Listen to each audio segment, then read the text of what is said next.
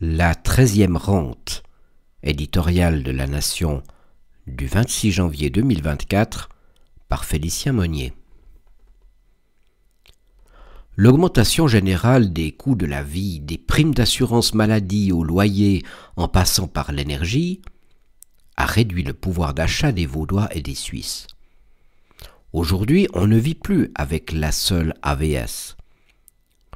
L'Union syndicale suisse, les Verts et les socialistes prétendent y remédier en partie et veulent verser à nos retraités une 13e rente. Dès son introduction, cette 13e rente coûtera 4,1 milliards par an, soit l'équivalent du budget actuel de la défense. Or, l'initiative ne prévoit rien pour son financement. Ses auteurs se contentent de rappeler que l'AVS réalisera en 2026 un excédent de 3,5 milliards et que ses réserves totales s'élèveraient aujourd'hui à 50 milliards. Cette manière de voir est trompeuse, parce qu'elle ne rappelle pas que l'AVS repose sur un système de compensation immédiate.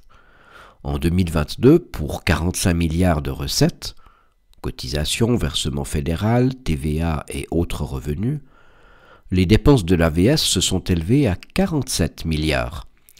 Le fonds de compensation de l'AVS se situait également à 47 milliards.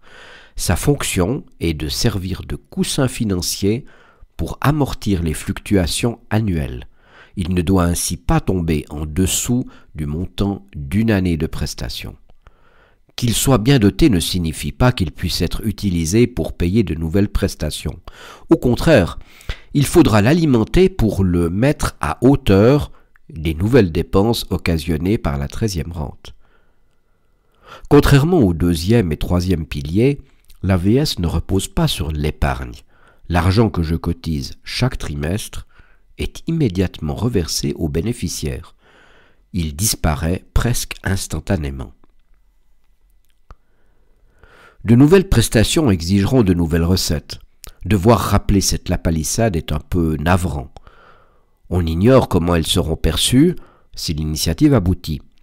On peut s'attendre à une augmentation de la contribution fédérale, donc des impôts, comme à une augmentation des cotisations partagées entre employeurs et employés. Le serpent se mord la queue et le pouvoir d'achat de tous les Suisses continuera de baisser.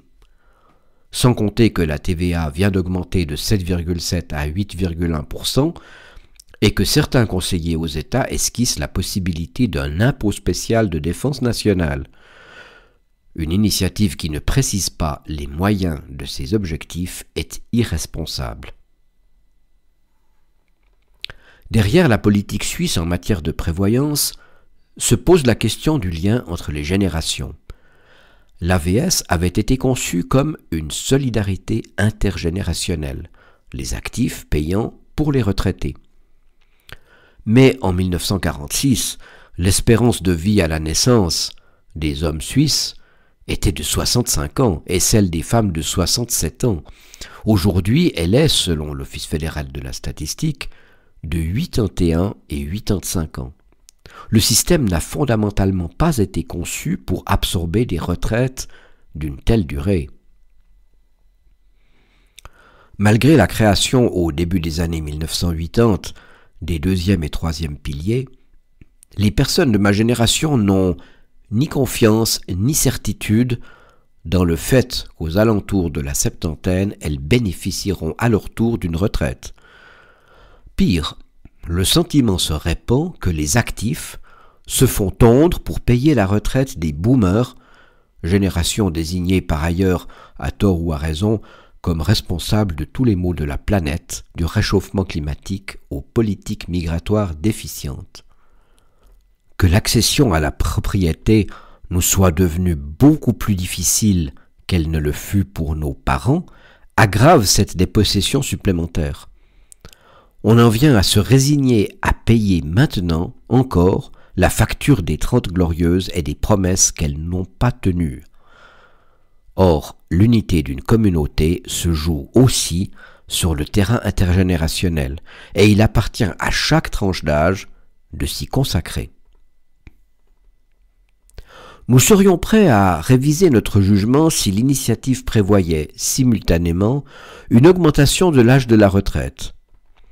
Et bien que l'idée nous en ait traversé l'esprit, nous avons jugé trop hasardeux de parier sur une double acceptation dimanche 3 mars prochain et de l'initiative des jeunes PLR pour l'indexation de l'âge de la retraite sur l'espérance de vie et de l'initiative des syndicats.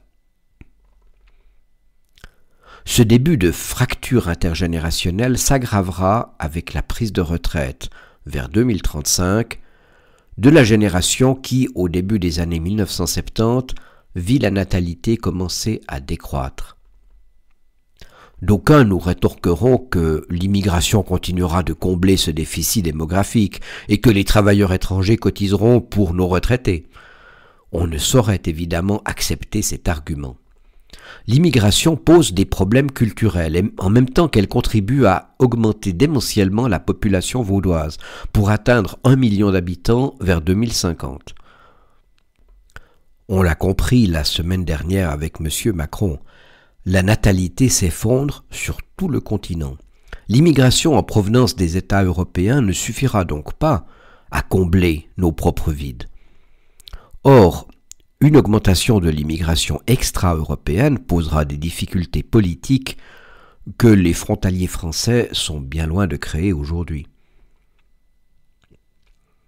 En 1946, nos fondateurs voyaient derrière l'AVS la plus grave atteinte au fédéralisme depuis 1847. Sous un angle inattendu, l'initiative des syndicats renouvelle cette atteinte. Dans des temps économiquement difficiles, de nouvelles charges financières décidées à Berne ont pour conséquence indirecte de limiter de facto la marge de manœuvre des cantons dans leur propre politique fiscale, rapidement suspectée d'aggraver la situation des ménages.